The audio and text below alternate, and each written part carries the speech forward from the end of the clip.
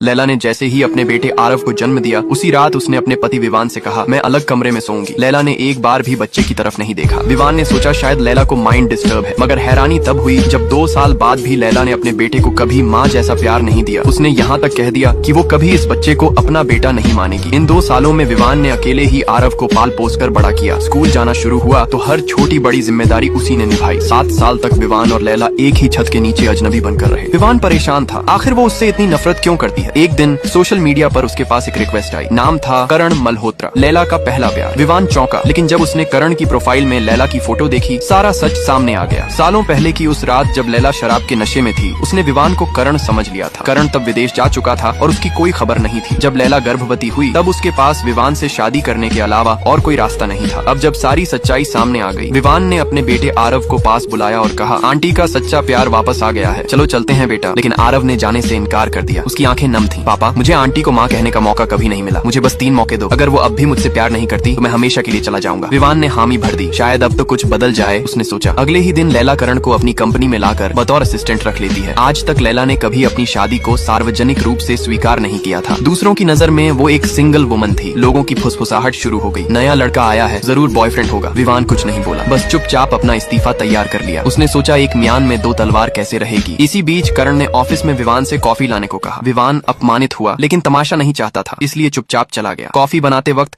अचानक लैला आई और बोली, ध्यान रखना करण को दूध से एलर्जी है, मत मिलाना।